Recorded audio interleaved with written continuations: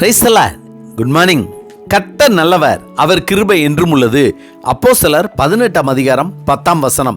நான் உன்னுடனே கூட இருக்கிறேன், உனக்கு தீங்கு செய்யும்படி ஒருவனும் உன்மேல் கை போடுவதில்லை. இந்த பட்டணத்தில் எனக்கு அநேக ஜனங்கள் உண்டு என்றார். அப்போஸ்தலர் 18:10. கொரிந்து பட்டணத்தில் ராத்திரியிலே கர்த்தர் பவுலுக்கு தரிசனமாகி, நீ பயப்படாமல் பேசு, மௌனமாய் இராதே, நான் உன்னுடனே கூட இருக்கிறேன், உனக்கு தீங்கு செய்யும்படி ஒருவனும் உன்மேல் கை போடுவதில்லை. இந்த பட்டணத்தில் எனக்கு அநேக ஜனங்கள் உண்டு என்றார்.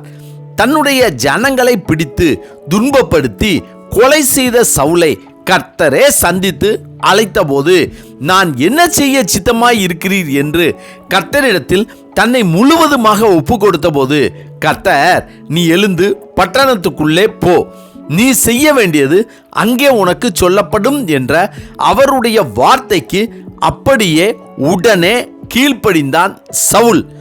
தன்னை முழுமையாக ஒப்பு கொடுத்த, தன்னுடைய சத்தத்திற்கு உடனே செவி கொடுத்த சவுலை எப்படி கர்த்தர் கைவிடுவார்? எனவேதான் நான் உன்னுடனே கூட இருக்கிறேன், உனக்கு தீங்கு செய்யும்படி ஒருவனும் உன்மேல் கை போடுவதில்லை. இந்த பட்டணத்தில் எனக்கு அநேக ஜனங்கள் உண்டு என்றார். கர்த்தர் பவுலுக்கு சொன்ன இந்த வார்த்தையின் மூலமாக நம்மை தைரியப்படுத்துவது நமக்கு நன்கு புலப்படுகிறது.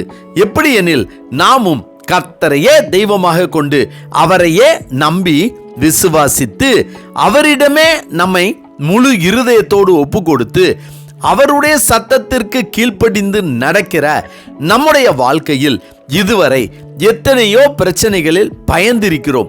அடுத்து என்ன செய்ய என்று தெரியாமல் திகைத்திருக்கிறோம். வேறு வழியே இல்லையே என்று பயந்து போய் கவலையோடு இருந்திருக்கிறோம். ஆனால் இதுவரை நாம் சந்தித்த பிரச்சனைகளில் நம்முடைய வாழ்க்கை அத்தோடு முடிந்து விட்டதா? வழி இல்லை, உதவி இல்லை, தெரியவில்லை என்ற சூழ்நிலை எல்லாம் தாண்டி இம்மட்டும் நாம் கடந்து வந்தது கர்த்தருடைய கிருபைதானே. நாம் இருக்கிற பட்டணத்தில், நாம் வேலை செய்கிற இடத்தில் நமக்கு உதவி இல்லையே என்று ஏங்கிய போதும், நமக்கு வந்த பிரச்சனைகள் ஏதாவது ஒரு வழியில், ஏதாவது ஒருவர் மூலமாக ஏதாவது ஒரு உதவி வந்து முடிந்திருக்கிறதல்லவா? அது எப்படி முடிந்தது என்று யோசித்திருக்கிறோமா?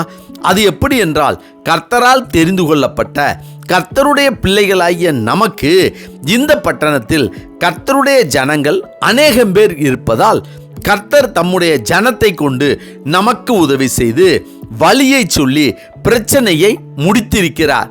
அன்று பவுலுக்கு உதவி செய்த தேவன் இன்று நமக்கும் அவர் தெரிந்து கொண்ட அவருடைய ஜனத்தை கொண்டு நம்மை காப்பாற்றுகிறார், உதவி செய்கிறார். எனவே நான் உன்னுடனே கூட இருக்கிறேன், உனக்கு தீங்கு செய்யும்படி ஒருவனும் உன்மேல் கை போடுவதில்லை.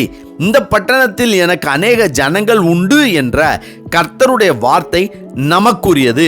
கர்த்தர் நமக்கு சொல்லியிருக்கிறார், நம்மிடம் உடன்படிக்கை செய்திருக்கிறார், நமக்கு வாக்கு கொடுத்திருக்கிறார் என்று விசுவாசித்து வாழ்ந்தால் ஆசீர்வாதம் நமக்கு நிச்சயம் உண்டு. கர்த்தர் நம்மை ஒருபோதும் கைவிடவே மாட்டார்.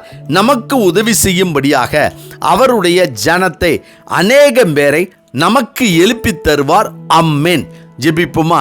சர்வ வல்லமை உள்ள சேனைகளின் தேவனாகிய கர்த்தாவே, உம்மிடத்தில் முழு இருதயத்தோடு தங்களை ஒப்பு கொடுத்தவர்களுக்கும் உம்முடைய சத்தத்திற்கு கீழ்ப்படிந்தவர்களுக்கும் நான் உன்னுடனே கூட இருக்கிறேன், உனக்கு தீங்கு செய்யும்படி ஒருவனும் உன்மேல் கை போடுவதில்லை என்று வாக்குத்தத்தங்கள் கொடுத்து தைரியப்படுத்துகிற எங்கள் தேவனாகிய கர்த்தரை நாங்கள் துதிக்கிறோம். கர்த்தாவே, உம்முடைய நாமத்தையே நம்பியிருக்கிற எங்களுடைய வாழ்க்கையில் நாங்கள் செல்லுகிற இடங்களிலும் செல்லுகிற பட்டணங்களிலும் எங்களுக்கு தேவையான உதவிகளை செய்து தர உம்முடைய ஜனங்களை எங்களுக்கு ஆயத்தப்படுத்தி தர வேண்டும் என ஆண்டவராகிய இயேசு கிறிஸ்துவின் இன்ப நாமத்தில் ஜெபிக்கிறோம்.